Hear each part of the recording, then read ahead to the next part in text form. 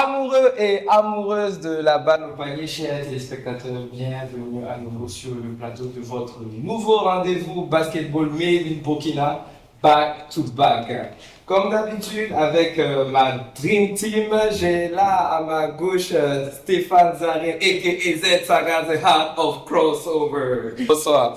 Bonsoir Alex, bonsoir amoureux du basketball, bonsoir chers téléspectateurs. Toujours un plaisir d'être avec vous sur le plateau de Back to Back. Et aussi à l'extrême gauche, Romial Ouedrago, bonsoir et merci d'être là comme d'hab. Merci. Et The Boss, effectivement.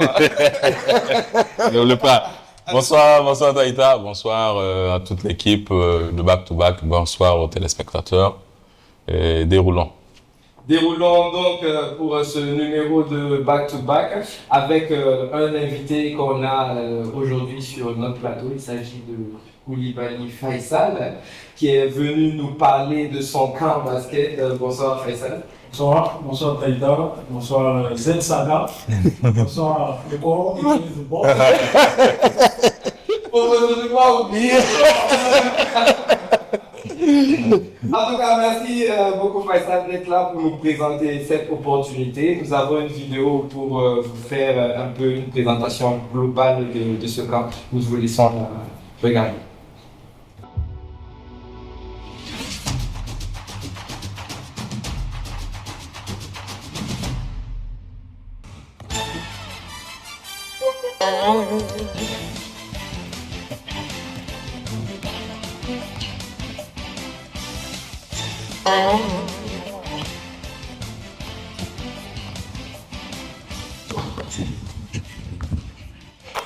So, du 30 au 2 août, vous avez le camp Mansa Oups qui se déroulera au CNOSB à l'intérieur du l'INJEPS. Donc, vous avez plus d'informations sur l'affiche qui sera là. Et vous pouvez appeler le numéro WhatsApp, que ce soit WhatsApp ou le fixe. On est disponible pour vous. Venez, soyez au rendez-vous, j'y serai. On aura plein de coachs internationaux qui viendront des États-Unis et d'Europe aussi, qui même nous ont coachés, qui seront là. Mais après, vous aurez tous les coachs qui seront là et tout. Vraiment, la fédération sera invitée. Les enfants, vous avez vraiment beaucoup à apprendre des coachs. On vous attend. Si vous voulez marquer des paniers comme moi, du 30 juillet au 2 août, je vous attends.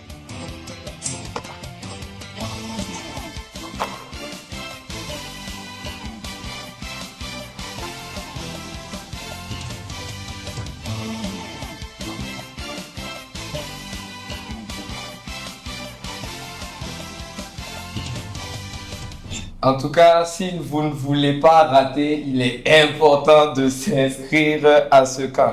Faisal, est-ce que tu peux nous parler un peu de cette association Mansa Oups? Oui, déjà, je veux remercier Back to Back de m'avoir reçu ici. Et encore, je tiens à préciser que c'était difficile pour moi de rater les paniers. Vous connaissez, je suis un pétard. Quelle humilité! Donc, vraiment, l'association a été créée en fait dans le but de vraiment faciliter en fait l'accès à l'éducation à travers le basket pour tous les jeunes ici.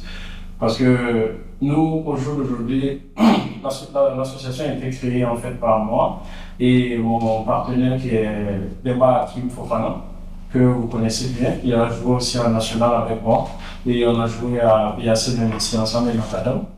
Voilà, vous êtes des anciens, ce sont des anciens pensionnaires de notre championnat national. Et là, on a eu la chance de partir aux États-Unis et avoir aussi des beaux sportifs, sport-études. Et après cela, maintenant, chacun a joué dans ses écoles respectives.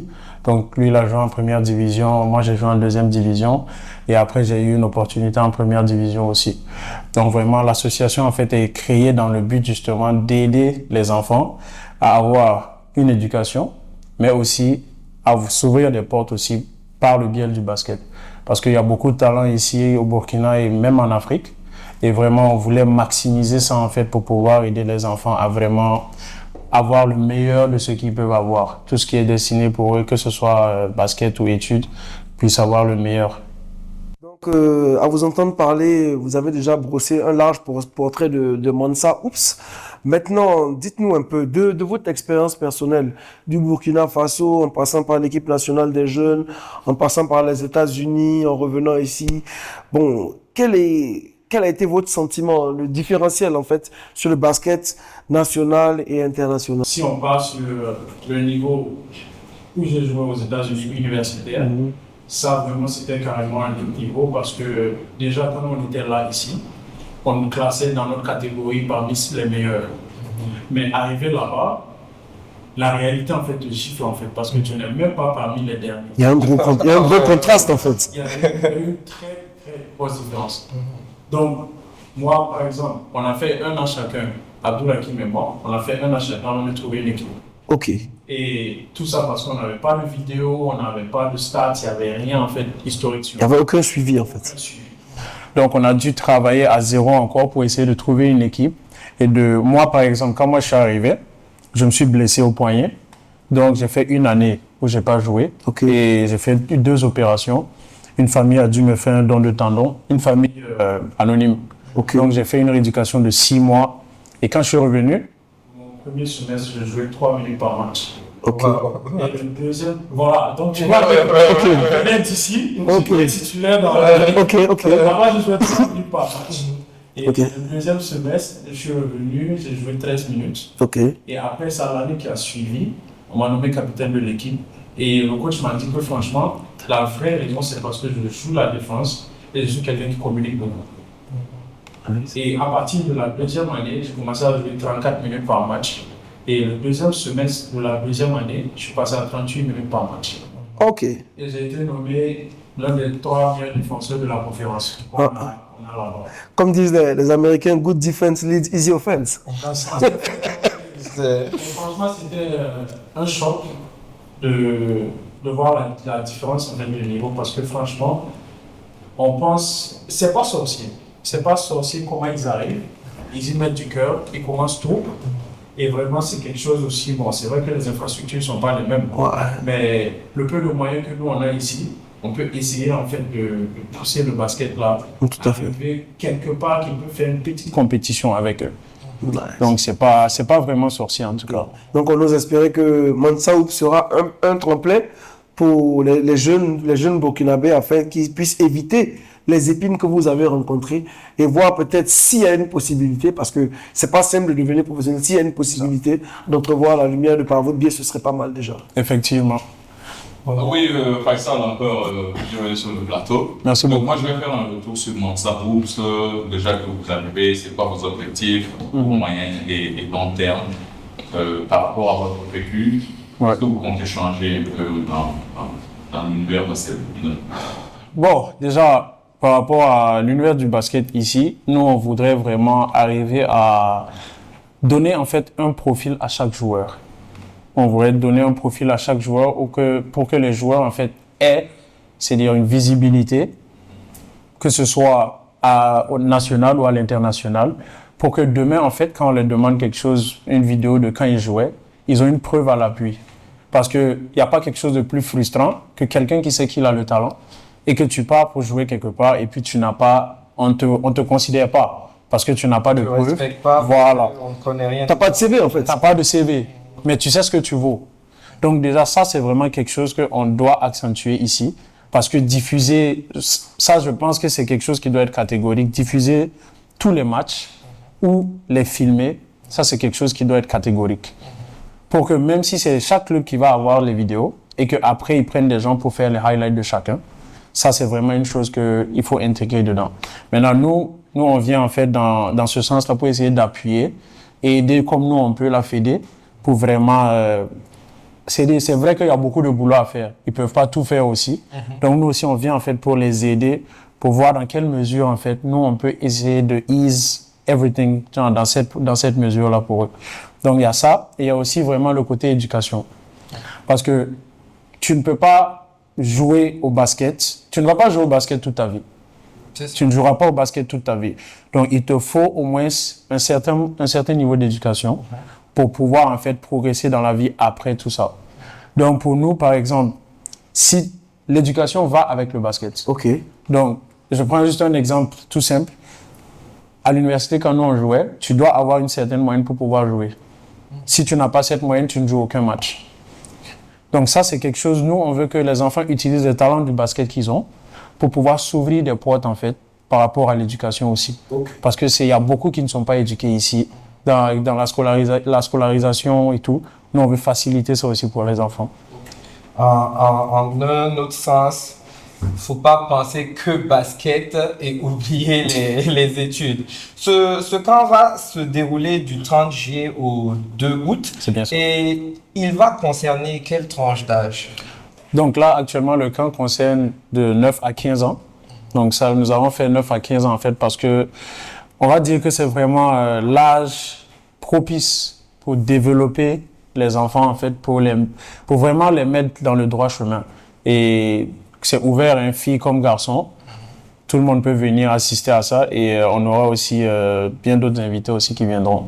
En tout cas, ce camp paraît être une excellente opportunité pour les jeunes basketteurs ici. Maintenant, j'aimerais savoir comment va se faire l'inscription. Est-ce que tout le monde peut venir participer au camp ou bien il faut passer par le biais des différents clubs nationaux ici présents? Alors, tout le monde est vraiment la bienvenue. Donc, n'importe qui de la tranche d'âge peut venir s'inscrire au camp. Nous avons évidemment invité des clubs à nous envoyer leurs joueurs. Ça, c'est nous, on offre cette invitation au club. Donc, on a pris des joueurs, garçons et filles, 2 joueurs dans chaque club et qui vont participer aussi au camp. Parce que, on dit, on garde le meilleur pour la fin parce qu'il y aura des coachs internationaux qui aussi auront aussi on va dire, l'ability pour pouvoir en fait donner des bourses scolaires à ces enfants-là. Donc, c'est vraiment la raison pour laquelle on demande à ce que chacun vienne avec le meilleur de soi-même. Parce que c'est des recruteurs, c'est des coachs aussi internationaux qui coachent des enfants d'équipes des États-Unis aussi, mais qui sont aussi dans des lycées privés. Donc, ils ont la possibilité de donner des bourses sportives à ces sports-études à ces enfants-là pour qu'ils puissent aussi développer leurs études et en même temps le basket. Voilà donc une magnifique opportunité pour nos jeunes basketteurs. Maintenant, cette inscription, comment ça se passe? Y a-t-il un coût? Et quels sont les numéros de téléphone qu'il faut avoir pour pouvoir justement suivre cette procédure-là? Cette procédure d'inscription, bien sûr. Effectivement, le camp, pour y participer, ça fait 25 000 francs. D'accord. Et comme je l'ai dit, les clubs n'auront pas à payer pour ceux qu'on a invités. Nous, on prend ça en charge. Et les numéros qui seront disponibles, on a un numéro WhatsApp qui sera sur l'affiche. Et aussi, il y a un numéro fixe qu'ils peuvent contacter à n'importe quel moment. Et ils ont juste qu'à donner leur nom et prénom. Et après cela, maintenant, on peut leur donner plus d'informations sur les transactions qui se font. D'accord. Je rappelle que ce camp va se dérouler du 30 juillet au 2 août. Et ça va se passer... Ça se passe au CNOSB à l'INJEPS. Donc, c'est à l'intérieur de l'INJEPS, juste à côté du stade du 4 août. D'accord. Donc, tous les renseignements sont là à l'écran. Participation 25 000 francs. La participation est gratuite pour ceux que vous avez sélectionnés au niveau des clubs. Et en tout cas, nous sommes très heureux de cette opportunité que Mansa Hoops offre aux jeunes du Burkina Faso, ces jeunes-là qui ont envie de rêver plus grand côté basket. On vous félicite beaucoup pour ça et on vous souhaite bon vent. Merci beaucoup et je tiens à préciser aussi qu'il y aura d'autres cadeaux à gagner. Donc, il y aura des petits tournois, des cadeaux à gagner là-bas. Et encore, si vous voulez marquer des paniers comme moi, je vous attends. Magnifique. Merci beaucoup. Et tout de suite, après le jingle, nous allons nous intéresser à ce qui s'est passé dans notre Ligue du Centre.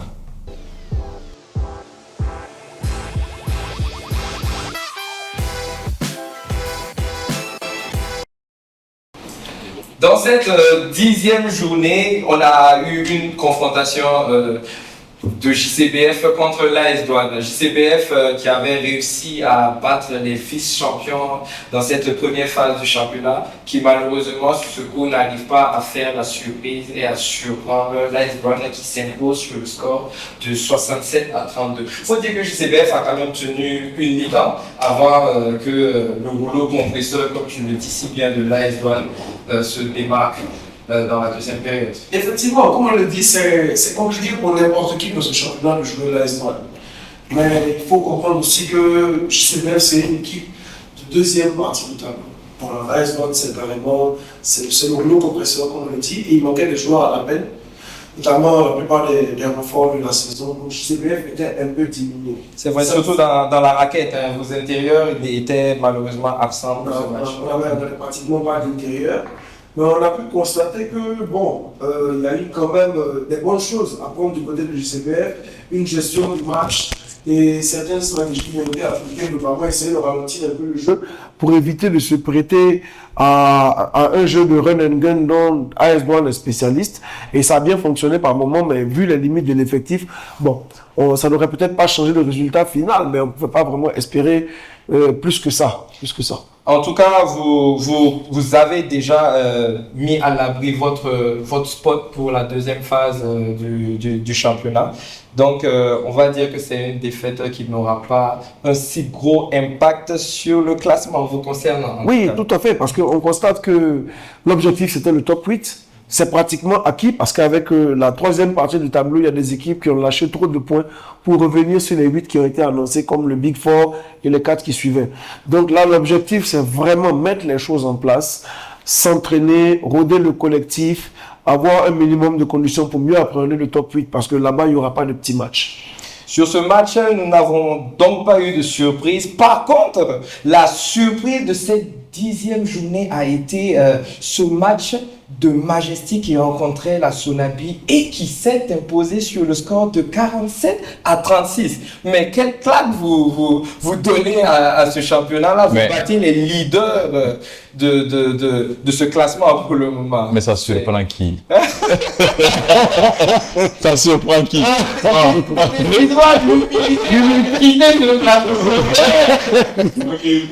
peu plus sérieusement. Généralement, 2 cartons le gèrent bien. 2 premiers cartons de match.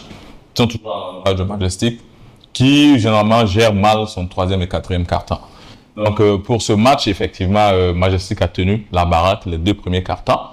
Sonabi est revenu, mais fait inhabituel, Majestic est ressorti. Ils ont géré le match, ils l'ont pris de bout en bout, ils ont dominé jusqu'à la fin du match. Donc il y a un fait majeur qui redonne de la confiance à Majestic, majeur et valoré en même temps. Bon, on ne va pas parler ici. Nous aurons l'occasion de revenir sur ça. Donc, exactement. Donc, Majestic a surpris agréablement, effectivement, et puis donne la première claque à l'équipe première au classement.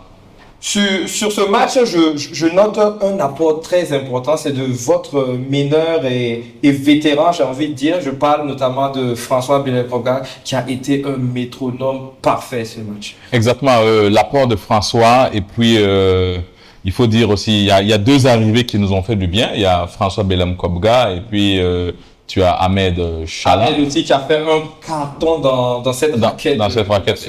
Exactement. Donc, mais François, le vétéran de l'équipe qui arrive, il vient avec une stabilité, il vient avec de l'expérience, il vient avec un vécu, une connaissance parfaite du championnat.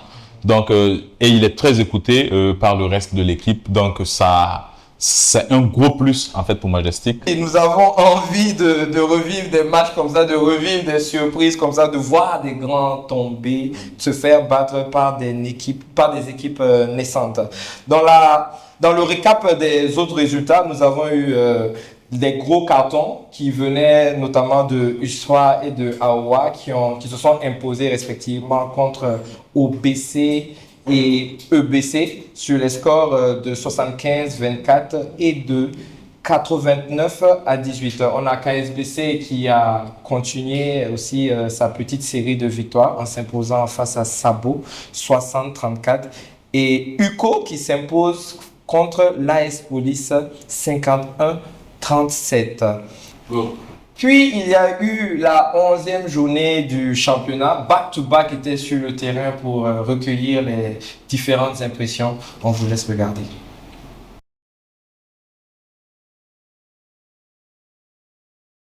Bonsoir, coach. Bonsoir. Félicitations pour la victoire. C'était une victoire assez compliquée sur la fin, mais ça reste bon à prendre. Merci, merci, ça c'est vrai. Voilà, bon, au départ, bon, je ne le connaissais pas mes joueurs, mais au fur et à mesure qu'on faisait des changements, on a pu quand même avoir une équipe au moins plus agressive qu'au début, quoi. Voilà, puisque souvent nous on a une ossature de joueurs qu'on fait monter au début. Maintenant quand on vous fait monter et que vous ne jouez pas comme nous voulons, bon, on va faire des changements également, des changements pour voir comment ça peut donner. Voilà, avec ce changement, bon, je pense que ça a pu quand même réveiller tout le monde et que voilà, vers la fin c'était bien. Bonsoir, capitaine. Bonsoir. Quel est votre bilan de ce match ce soir? Bon, on a bien entamé le match en tout cas, mais malheureusement au niveau du troisième quart-temps, on s'est relâché si on va dire en fait. Donc bon, l'équipe adverse a pris les devants, on a commencé à prendre les devants des tirs à 3 points et tout, et on ne défendait pas au niveau des rebonds offensifs. Donc bon, vu tout ça, on essaie de remonter au dernier quart-temps, mais malheureusement c'est déjà trop tard en fait. Le temps manquait et puis voilà. Donc, bon, c'est juste ça en fait. D'accord. On a constaté ce soir que votre coach n'était pas là, certainement faute de disponibilité. Est-ce que ça a pu être un grand facteur dans ce match? Oui, c'est un grand facteur également. Vu si sa présence, en tout cas, ça nous aide beaucoup pour les tactiques également et autres, les placements, savoir à quel moment prendre les temps morts. Vu qu'il n'était pas là et tout, bon, on n'a pas su trop se gérer, si on va dire en fait.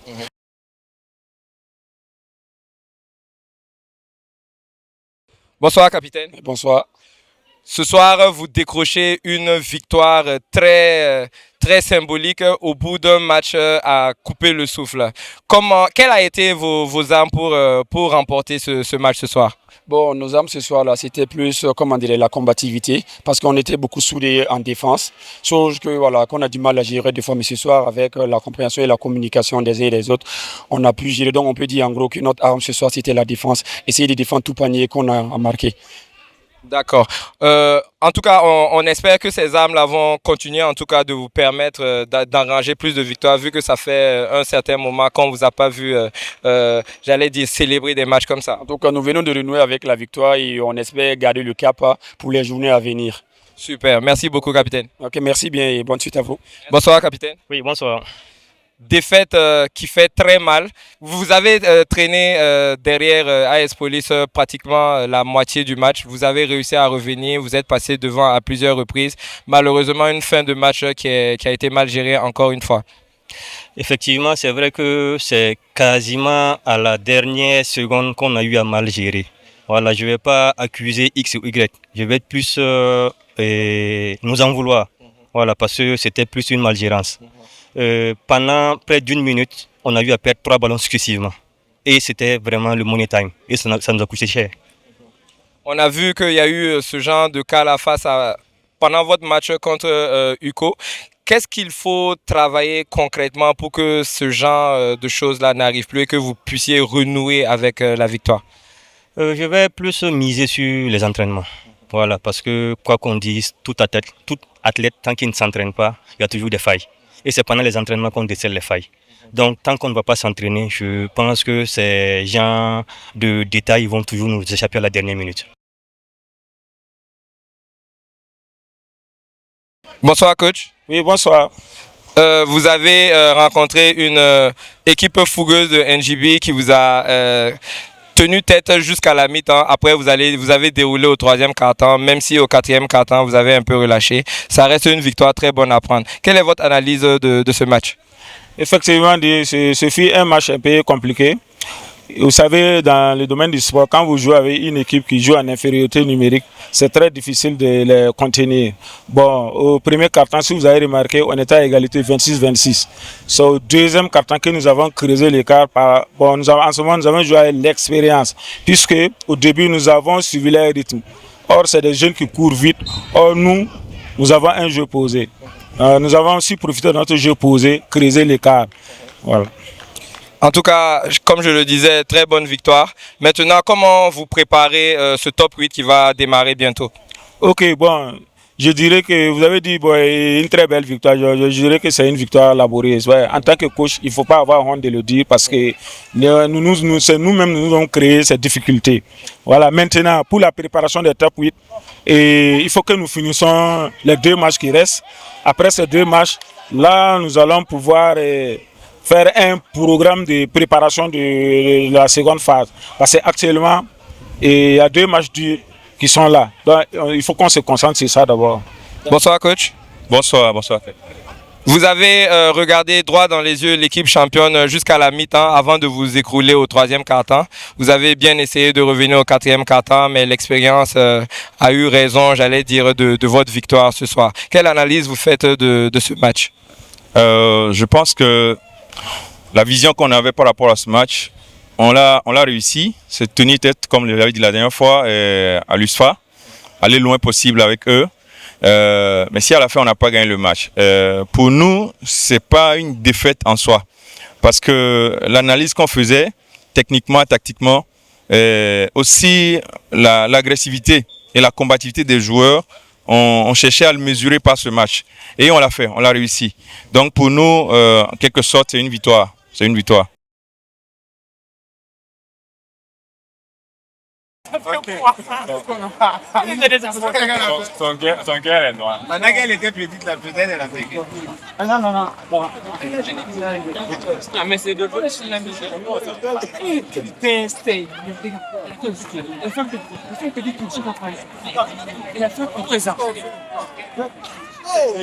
Bonsoir coach. Oui, bonsoir.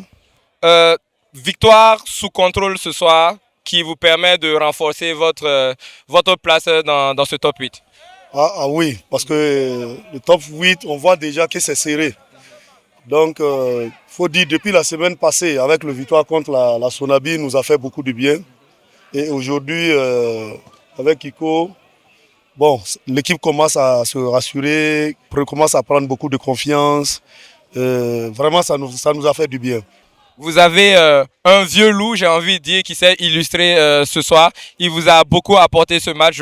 Et dans ce match, je parle notamment de François Abel-Cobra. Oui, vous savez, j'ai toujours dit qu'il fallait vraiment un monteur d'expérience. Un monteur qui allait être capable de calmer le ballon, que les joueurs écoutent. Ça nous manquait. Et ce vieux loup-là, comme ce que vous venez de dire là, commence à rassurer. Les joueurs l'écoutent, les joueurs le respectent. Donc, c'est normal que les choses, comment dire, l'équipe puisse se sentir bien. Bonsoir, coach. Bonsoir.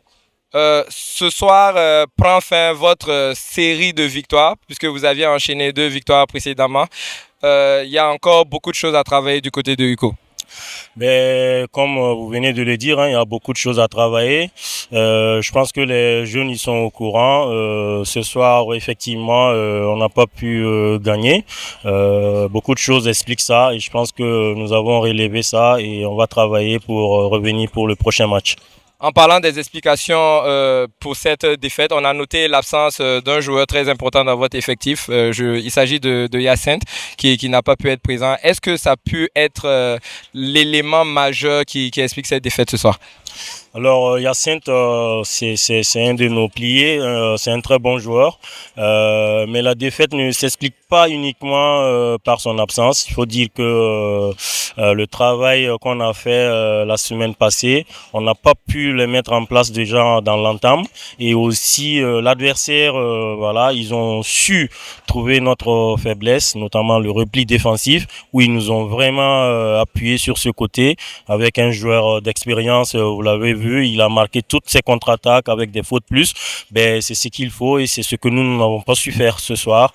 Et on a été très pressé dès l'entame. On a fini la première mi-temps avec 12 points, ce qui n'est pas vraiment bien pour démarrer un match de basket en senior.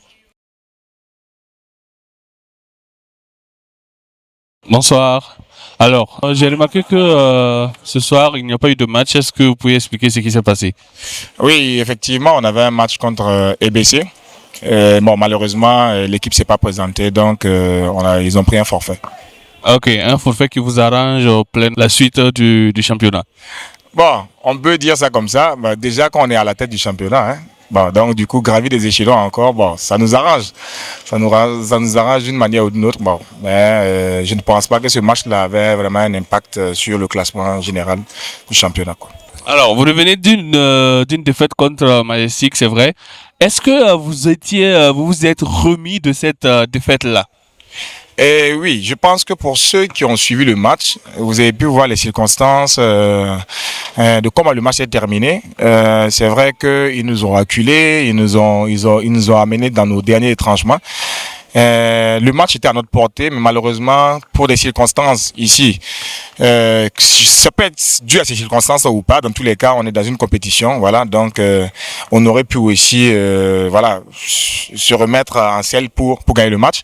Mais ils ont saisi l'occasion et ils nous ont battus. Et bon, c'est comme ça, quoi. C'est le championnat, c'est une compétition. Et puis bon, il faut être toujours prêt, que ce soit mentalement et physiquement, il faut être toujours prêt, quoi. Voilà. Ok.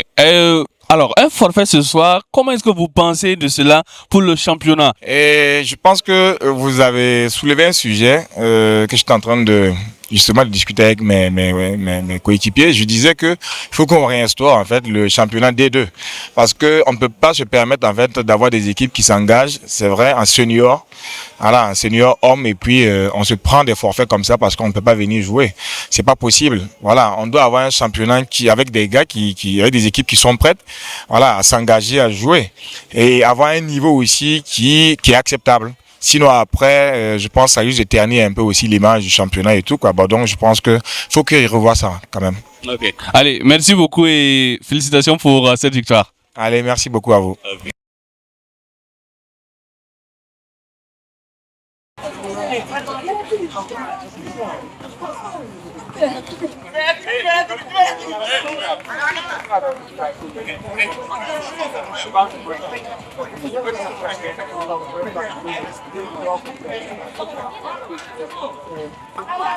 Oh, bon, un match difficile. Voilà, on a fait jouer Galgo au troisième quart-temps. Au quatrième quart-temps, les gars se sont effondrés. C'est la fraîcheur physique. C'est le physique qui a beaucoup joué au dernier quart-temps. Si vous avez vu comment on a terminé le quart-temps, les gars étaient cuits. Et c'est ce qu'il faut travailler. Il faut travailler le fond, voilà, pour pouvoir faire mieux la prochaine fois. Oh, je vais dire que on a fait un bon match. On a fait un bon match. C'est fin troisième quart-temps, quatrième quart-temps, quand on a un peu pêché, fraîcheur physique. La fraîcheur physique a amené un manque de... Ils n'ont pas écouté les consignes. Voilà, on avait un plan de jeu. Vers la fin, ils ont lâché. Bon, c'est vrai que pour ce plan de jeu-là, il faut vraiment une certaine fraîcheur physique pour l'exécuter. Et ça a pêché là-bas. Et c'est ce qui a fait la différence. Oh, le secret, c'est la défense. Hein. Là, on a un peu parti pour les phases finales. Donc, on travaille beaucoup notre défense. Et ça a beaucoup payé aujourd'hui. L'aide défensive a beaucoup payé aujourd'hui. C'était un peu difficile au premier quart-temps. Mais avec... les consignes qu'on a données aux joueurs, ils sont ressaisis et ça a marché. Si on applique bien le travail qu'on est en train de mettre en place, de toute manière, on est considéré qualifié pour les playoffs, les phases finales, et c'est ce qu'on est en train de préparer au fait. La défense, les jeux de transition, tout et tout, et être efficace beaucoup en attaque, et puis, quand je dirais quoi, pour bien apprécier la défense, il faut qu'on travaille dur.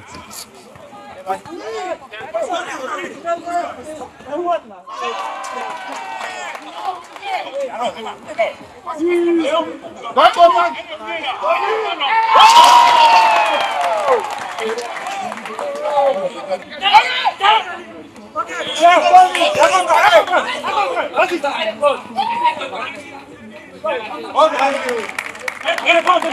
11e journée du championnat qui s'est jouée le week-end dernier et on a USFA qui s'impose dans la douleur contre NJB 53-47. Ça, USFA qui est en demi-teinte, hein, ces premières phases-là. Souvent, on a l'impression qu'il gère, souvent, on a l'impression qu'il peine un peu plus. Équipe finalement difficile à cerner. Non, bon, tout à fait. Bon. Pour avoir suivi le match de bout en bout, le score n'est pas forcément un représentateur de la physionomie du match. En fait, dans cette première mi-temps, comme à son habitude, MBC, c'est vraiment... NGB, excusez-moi.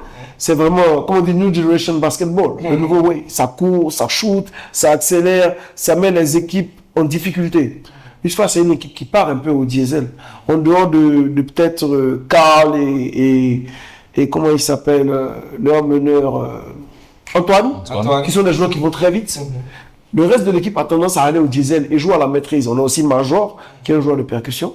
Mais à la mi-temps, on a constaté qu'il y avait pratiquement parité au score. Mais en 4 minutes, au troisième quart-temps, en 4 minutes, ISFA a plié le match.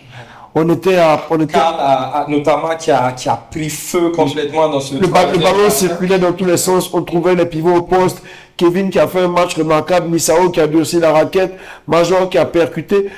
Ils ont joué à la perfection pendant 4-5 minutes. En 4-5 minutes, ils ont creusé un écart qui était équivalent à peu près à une quinzaine de points, une dizaine de points, et c'est même monté à un moment donné jusqu'à 20 points.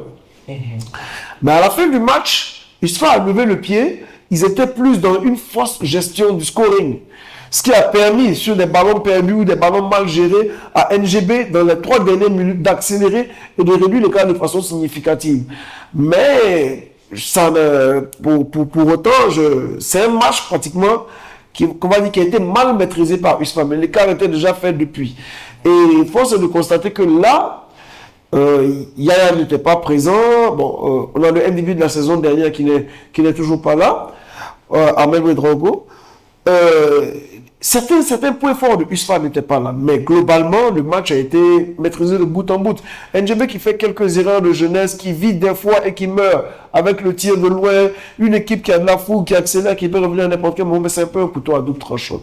Quand vous ne mettez pas le 3 points, que vous basez tout votre jeu là-dessus, c'est un peu compliqué, mais ça monte, ça monte. Je pense que, comme on dit, c'est à l'approche du top 8. Ce ne sont plus des victoires significatives, c'est juste des réglages.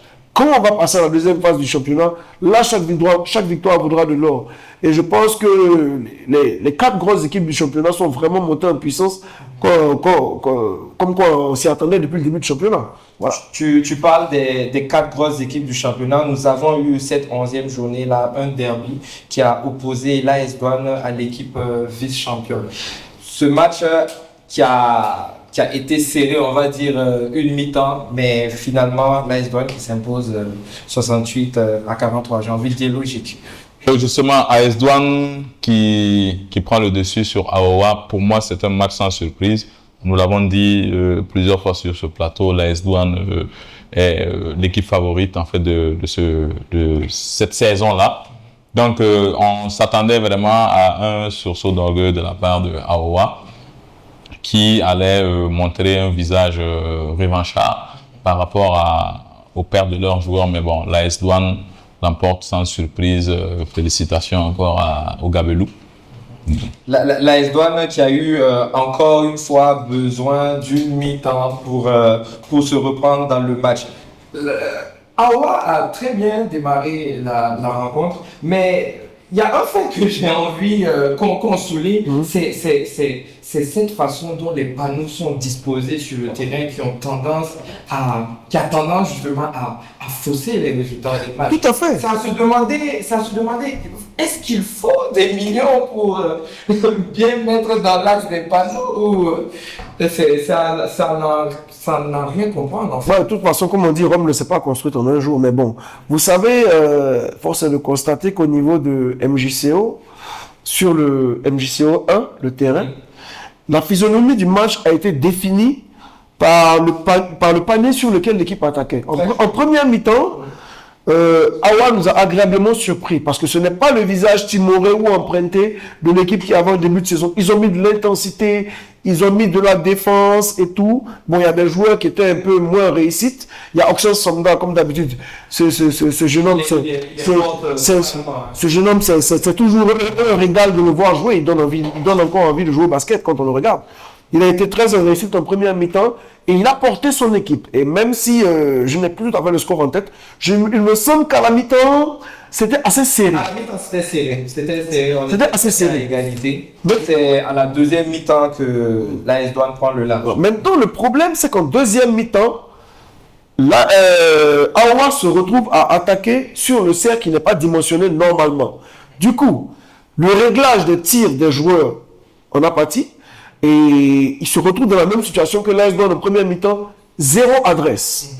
Alors que, vu que leur jeu était un peu approximatif en attaque et que ça dépendait beaucoup de la réussite d'Oxen Sonda, il n'avait plus du tout la mire. Quand vous jouez sur un cerceau qui est pratiquement à 3,05 m et que vous devez jouer sur un cerceau qui a 10 cm de moins en deuxième mi-temps, et qui est désaxé. Qui est désaxé, je précise, parce qu'il est orienté, quand vous êtes en face du cerceau, il est orienté vers la droite. Voilà. Donc ça veut dire que quelle que soit la position de tir que vous prenez, que ce soit corner ou tête de raquette, le cerceau n'est pas axé normalement. La hauteur joue beaucoup sur le résultat. Et on constate que dans certains matchs serrés ou dans certains derbys, les coachs même établissent la stratégie en fonction de ça. Bon les gars, on attaque le mauvais cerceau, donc on va faire ça, pour ne pas trop prendre les lâches. En deuxième mi-temps, s'il y a de la réussite, voilà. C'est un peu dommage, voilà. Donc avec tout le mal qu'on souhaite, on espère que la Ligue pourra essayer de faire quelque chose pour éclairer notre championnat. On leur tire notre chapeau, d'ailleurs, on sait que c'est pas facile, mais bon, c'est des éléments qu'on est obligé de souligner aussi. En tout cas, si les organisateurs nous écoutent, on aimerait vraiment qu'ils essayent de voir le cas de ces cerceaux-là parce que ça joue beaucoup sur la qualité des rencontres, sur le spectacle, sur tout ce qu'il y a autour. Dans les autres confrontations de la 11e journée, on a KSBC qui s'impose sans surprise contre OBC 52-39. Majestic qui a fait un match spectaculaire contre UCO et il s'impose 64-33. AS Police qui remporte son deuxième match de la saison contre AS Sabo sur le score de 45-44. C'est assez important pour être souligné. Et la rencontre qui opposait l'AS Sonabi à Elite Basketball Club qui n'a pas eu lieu, Elite Basketball qui n'était pas présent, donc la Sonabi qui remporte le match par forfait.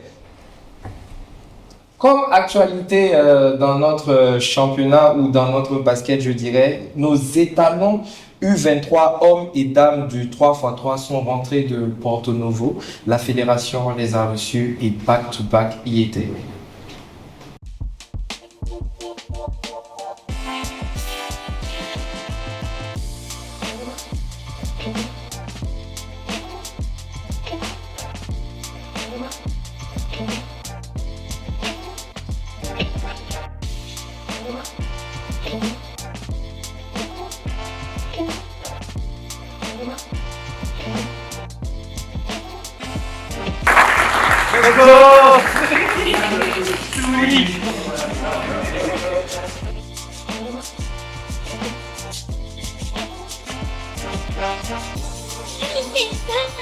Merci pour la parole et merci pour l'initiative de nous accueillir ici ce soir afin de nous féliciter et encourager pour la suite. Je tenais d'abord à adresser mes reconnaissances auprès de la fédération d'avoir porté leur choix sur mon équipe et moi pour conduire ces jeunes à cette campagne-là. Et je ne peux qu'être reconnaissant pour cette opportunité et les mains libres que j'avais vraiment pour travailler. Il n'y a pas eu d'ingérence, tout a été vraiment de notre chef, de la sélection, de la présélection jusqu'à la sélection. Et ça, je ne sais pas comment je vais expliquer, mais voilà, j'ai vraiment pu travailler à l'aise. Voilà. Oui, il y a quand même des petits regrets. C'est comme le capitaine de U23, garçon, a eu à le dire. Il leur a manqué juste une petite compétition à Ouaga avant de s'y rendre. Parce que comme ils l'ont dit, aux Jeux africains, nous avons organisé un tournoi, une compétition en leur faveur. Et quand ils sont allés aux Jeux africains, ils ont été classés 4e. Et immédiatement après, ils sont allés à Kampala, où ils ont également été classés 4e. Et pour cette fois-ci, on s'est dit, on va mettre les bouchées doubles. Mais malheureusement, on n'a pas eu assez de moyens pour organiser cette compétition en leur faveur. Par jour, ils n'ont pas moins de 3 matchs à jouer. Et le cumul des matchs que les garçons ont joués pendant 6 jours, ça vous fait 13 matchs. Et les filles en ont joué 12. Donc, et ça se joue en 10 minutes de façon intense. Et donc ça use. Et c'est ce qui leur a permis quand même de glaner la 3e place sur le plan africain et la 27e place sur le plan mondial. Voyez-vous, les garçons, depuis les Jeux africains, ils avaient pour slogan, avant de démarrer leur match, c'est le cri de guerre, notre souveraineté est non négociable.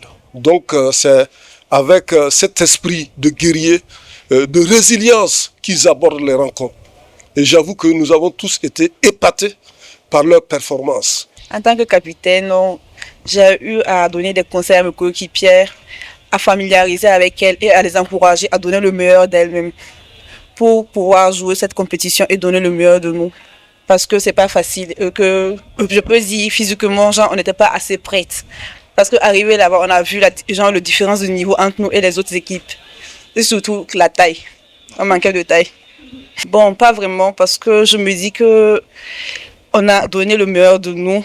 On aurait pu finir peut-être 5e ou 4e, mais je me dis que l'année prochaine, Inch'Allah, on va améliorer notre score. Cette compétition, nous l'avons bien vécue parce que, bon, moi personnellement, je suis à ma 3e fois. Je pense que l'équipe a gagné en niveau et en expérience après cette compétition parce que nous avons déjà eu à participer à une compétition similaire à Kampala en Ouganda. Sur le classement général, là-bas, nous avions été 4e. Cette fois-ci, on finit avec la 3e place.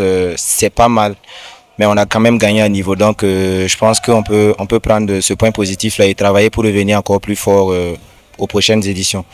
Il faut le dire, forcément, quand tu quittes les frontières du pays, tu es sous une certaine pression. Mais grâce à la force que nos patriotes nous ont donnée, vraiment, on a senti leur force à travers nos matchs. Maintenant, on est allé sur le terrain, on est allé au Bénin, on a tout donné. Vraiment, lors de la compétition, ça se ressentait. On a fait vraiment ce qu'on pouvait. On a terminé 6e. Bien évidemment que ce n'est pas un bon résultat. Et nous sommes conscients que nous devons plus apporter pour le Burkina Faso. Mais ça n'a pas du tout été simple, étant donné qu'ici, le basketball féminin n'a pas un si grand niveau. Mais on se bat jour et nuit pour faire avancer les choses. Bon, les entraînements en tout cas ont été très rudes parce que déjà on s'entraînait pour le championnat national qui est à venir. Et aussi, on a eu 2 mois de préparation pour la compétition. Et on s'entraînait quasiment presque chaque jour. Nos étalons U23 de 3 contre 3 qui nous ont représentés valablement, il faut qu'on rappelle que les hommes finissent 3e de la compétition et nos dames qui finissent 6e. C'est quand même un bon bilan, comme on l'a dit plus tôt ici sur le plateau dans les différentes Oui, tout à fait. épisodes précédents. Tout à fait. C'est déjà très bien d'avoir une expérience internationale assez poussée à ce niveau, parce qu'on va noter que c'est pas leur première sortie et qu'ils ont affronté des nations comme l'Algérie qui participent pratiquement à presque toutes les compétitions intercontinentales de l'année. Ils ont même affronté des nations comme la Côte d'Ivoire, donc se classer 3e derrière ces 2 nations, c'est quand même un grand pas qu'on a fait en avant. Et on peut noter aussi que les dames n'ont pas démérité, mais la performance n'y était peut-être pas. Mais là aussi, on va peut-être accuser le manque d'expérience et le fait que la reprise du championnat féminin n'y soit pas pour l'instant. Voilà. Donc, globalement, on peut tirer des points positifs. De cette compétition, en tout cas de la Ligue des Nations de 3x3 au Bénin à Porto Novo, on sort avec une grande fierté par le biais, je vais dire, de Steph Paré qui est élu meilleur coach de la compétition. Exactement, Steph Paré, c'est Steph Paré, on en avait déjà parlé ici sur le plateau, c'est un professeur passionné, une maîtrise parfaite des garçons et de la compétition. Ce n'est pas étonnant qu'il soit nommé meilleur coach de cette compétition. Et aussi, au niveau des garçons, franchement, c'est beaucoup, très appréciable. C'est à féliciter, bravo encore à eux. Et on espère que dans les compétitions à venir, on va enfin franchir le cap. Avec les filles, là-bas, il y a beaucoup de travail à faire. On peut accuser beaucoup de choses. Les filles ne sont pas en charme aussi, il faut le dire. C'est ça, le championnat qui n'a pas encore repris. Certaines sont aussi novices de la compétition du 3x3. C'est ça. Mais dans l'ensemble, un parcours parfait. Félicitations à nos étalons et à la fédération pour l'occasion qu'ils offrent à ces jeunes de s'exprimer. Effectivement, il faut noter que la fédération ne ménage absolument aucun effort pour la promotion, en tout cas de cette discipline, le 3 contre 3. Nos garçons qui nous ont, en tout cas, représentés valablement. On est fiers ici à Back to Back, en tout cas, de la prestation de nos étalons. Et on espère, bien évidemment, meilleure issue pour les échéances à venir. Mais il faut surtout aussi qu'on les rencontre ici, qui viennent sur le plateau de Back to Back pour nous partager leur expérience. Hein. Ou bien le boss. Tout à fait. Je pense que nous allons normalement dans les jours à venir inviter l'équipe de U23 à back-to-back. Monsieur Alexandre, c'est beau l'honneur et tout le pouvoir de les inviter. Donc nous espérons les voir. Le boss m'a délégué son pouvoir. Donc, chers internationaux, chers étalons, le plateau de back-to-back vous est grandement ouvert. Nous allons passer à la dernière partie de cette émission. En tout cas, c'est une partie que j'attends beaucoup. On va parler NBA.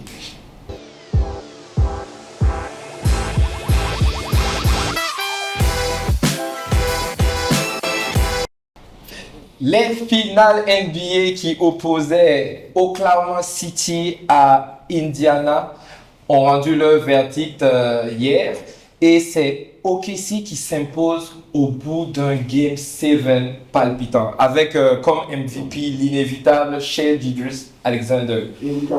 Finalement, on s'attendait à ce que ce soit des finales serrées. Ça ne nous a pas étonné qu'ils aillent en Game 7.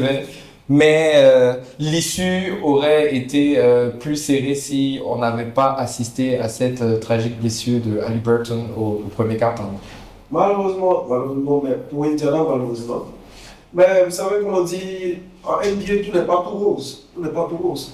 Même si vous faites un flashback de ces dernières années, vous allez constater qu'il y a beaucoup d'équipes qui ont eu des titres en griffe parce que d'autres joueurs ont perdu des joueurs majeurs en cours.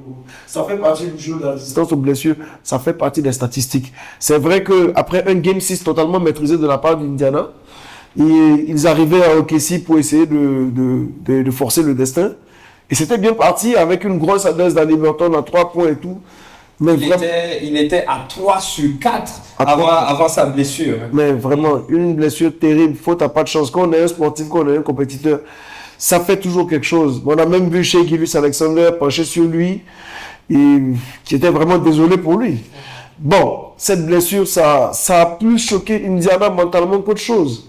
Parce que quand vous regardez le match, ils ont tenu pendant un laps de temps, ils ont essayé de durcir la défense en attaque, ils n'y étaient pas. Mais Shai Gilgeous-Alexander a fait un match énorme. C'est vrai qu'il n'a pas eu une grosse adresse à 3 points, mais il fait quand même pratiquement 12 passes. C'est son record de passes en playoff. 12 passes, et quel genre de passes? Sur les fins de drive, sur les fins d'action, quand il est trappé, quand il est bien connu par la défense, quand tu as l'impression qu'au bout d'une possession, tu as fait le taf, il trouvait toujours un joueur démarqué. Et ça a permis pratiquement à ses coéquipiers d'équilibrer la donne, notamment Chet Holmgren qui fait 18 points et qui nous fait un match remarquable, 18 points, 8 rebonds et 5 blocs d'un match 7. C'est un nouveau record. Exactement. Il a été bien accompagné par ses lieutenants. Jalen Williams qui a 20 points. Maintenant, du reste, on peut remarquer qu'à compte ses coéquipiers, la marque est correctement répartie. 10 points, 7 points, 5 points. Mais donc, ils ont fait le taf globalement. Indiana n'a pas pu revenir de ce coup dur là. Et voilà, OKC l'a emporté. Indiana qui a essayé de faire la résistance derrière un Pascal Siakam, toujours aussi régulier ces playoffs-là. On a eu un pic au scoring de l'éternel, celui qu'il ne faut surtout pas enterrer, TJ McConnell, qui a essayé de faire de son mieux au troisième quart-temps. Mais la défense a complètement étouffé cette équipe d'Indiana qui a perdu énormément de ballons. Et c'est là que l'absence de Haliburton s'est fait ressentir. Ressentir, exactement. Mais comme on l'a dit, moi je pariais sur Indiana Pacers à un Game 7 depuis le début. Exactement. Donc du coup, je gagne mon pari avec Z Saga. 75% de oui. Vu que c'était la blessure effectivement de Haliburton, peut-être les choses se seront passées différemment. Donc maintenant, on dirait que tous les petits dieux étaient derrière SGA, donc sur toute la saison complètement. Donc il fait une énorme saison, il fait un énorme playoff. Il est dans le club fermé des joueurs qui ont rapporté la même année le titre de MVP de saison, meilleur marqueur de saison, remporté le titre et MVP des finales avec Shaquille O'Neal et Michael Jordan. On notera aussi que LeBron n'a pas été cité. C'est toujours bon à rappeler. Très heureusement d'ailleurs. Donc prestation très remarquable de la part de SGA. Félicitations. Très grosse saison. Malheureusement, le jeu ne s'est pas joué sur du 50-50. On a l'autre de l'autre côté qui s'est blessé. Donc, ça peut avoir un effet psychologique sur ses coéquipiers. Ça a clairement eu un effet psychologique. Quel type de blessure même d'ailleurs, donc les autres ne suivent pas, ils ont tenté de faire la résistance, mais bon, comme je l'ai dit, ici, très grosse défense, préparée pour remporter cette finale NBA, donc il n'y avait pas match. Rupture en tout cas du tendon d'Achille pour Haliburton qui risque même de manquer la prochaine saison. Parlons s'il vous plaît de cette équipe de OKC. Ils ont une moyenne d'âge de 24,5. Ils font partie des équipes les plus jeunes à se hisser en finale NBA. Ils remportent le trophée en étant la meilleure équipe de la NBA tout simplement en termes de bilan. C'est un bilan historique pour Oklahoma City. C'est une première victoire dans ce championnat NBA là pour Oklahoma City. Est-ce que c'est pas la naissance d'une dynastie comparable à celle de Chicago de Michael Jordan et de Pippen? Pour une fois, moi, je vais me faire l'avocat du New Basket. Bon, aujourd'hui, ce qu'il faut constater, c'est que, excusez-moi, c'est plus difficile de conserver un effectif. Voilà. Parce qu'avec la luxury tax, la hausse des salaires et tout, quand vous allez constater que pratiquement Jalen Williams et Chet Holmgren sont à leur contrat rookie. Ok, exactement. Et pour avoir une dynastie, il faut conserver le même effectif, il faut conserver des role players comme Hartenstein avec un bon salaire et tout. Quand ils vont franchir ce cap-là, est-ce que la masse salariale de Kessie pourra tenir? Est-ce que les joueurs ne vont pas chercher à gagner plus ailleurs parce qu'ils ont déjà l'aboutissement de toute une carrière. Un titre, ce n'est jamais prédéfini. Et ce qu'il faut savoir aussi, c'est que cette intersaison, vu la blessure de Jason Tatum et Boston qui est un très gros calibre, il y a beaucoup d'équipes qui ont commencé à engranger des mouvements. Il y a eu beaucoup de transferts qui sont en train de se préparer et on n'en a pas encore fini. Donc, est-ce que c'est la même adversité que cette saison qu'ils vont rencontrer? Est-ce que c'est la même, ils auront des équipes plus compétitives, plus pointues? Parce que comme on dit, en playoff, c'est une histoire de match-up. C'est pas forcément le niveau qui l'emporte. C'est l'équipe la mieux adaptée à l'équipe que tu as en face au bon moment. On l'a vu avec Denver, qui n'était peut-être pas la meilleure équipe de la saison, mais qui était un véritable casse-tête pour OKC. Et oui, c'était la blessure de Aaron Gordon, comme on le dit aussi, ça aurait pu arriver comme Indiana, ils auraient pu sortir OKC. Donc, dynastie, je ne pense pas. Performance, je dis oui, mais dynastie, il y a trop de facteurs qui rentrent en cours. Mieux vaudra attendre la saison, les trades éventuellement qui se seront déroulés, comment ça va se passer, si les blessures sont évitées, est-ce que le niveau de forme sera le même? Et puis bon, voilà. Il faut noter aussi, bon, en tout cas, le constat que je fais de cette équipe, d'où ma question même d'ailleurs, c'est qu'ils ont tellement de marge de progression qu'on a l'impression que dès qu'ils arriveront à proposer quelque chose de mieux en attaque, ça va être compliqué. Parce que sur toutes les séries qu'ils ont passées, ces playoffs-là, on a vu clairement que c'était par la défense qu'ils remportaient les matchs. Oui, mais attention, aujourd'hui, il faut être très prudent. Moi, je pense qu'effectivement, il faut être prudent. On ne peut pas parler tout de suite de formation d'une dynastie quand on sait comment aujourd'hui la NBA, nos générations, ça va vite. C'est ce que Zed a dit d'ailleurs. Donc, et attention encore, effectivement, les trades ne sont pas encore finis. Aujourd'hui, ça va tellement vite dans les équipes que c'est très difficile de conserver un effectif sur 5, 6, 7 ans. C'est ça. Voilà, c'est ça. À partir du moment où on peut parler de dynastie. Donc, ça ne va pas m'étonner que dans 2 ans, 3 ans, il y ait un mouvement de part et d'autre. Ils ont fait une saison remarquable. Félicitations à eux. Attendons de voir effectivement. Les autres équipes sont en train de se renforcer. Il y a des blessures qui ont plombé plusieurs équipes. Donc, il y a tous ces faits de jeu-là. Donc, moi, je pense que la saison qui va arriver, c'est-à-dire la saison prochaine, on va encore avoir peut-être des classiques. En tout cas, ça fait un moment qu'on n'a pas eu de back-to-back dans cette ligue-là. Depuis Golden State, justement. Back-to-back à déménager. Back-to-back à déménager au Burkina.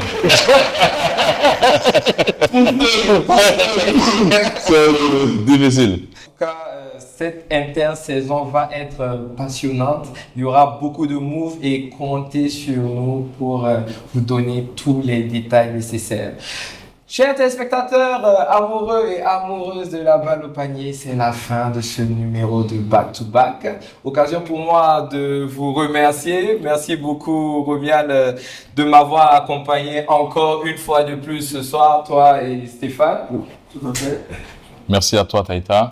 Merci beaucoup à toute l'équipe technique qui sont là, qui ne ménagent absolument aucun effort pour nous donner des images de qualité. En tout cas, aujourd'hui, nous vous laissons avec un top 5 spécial. Surtout, ne vous déconnectez pas et regardez. Au revoir.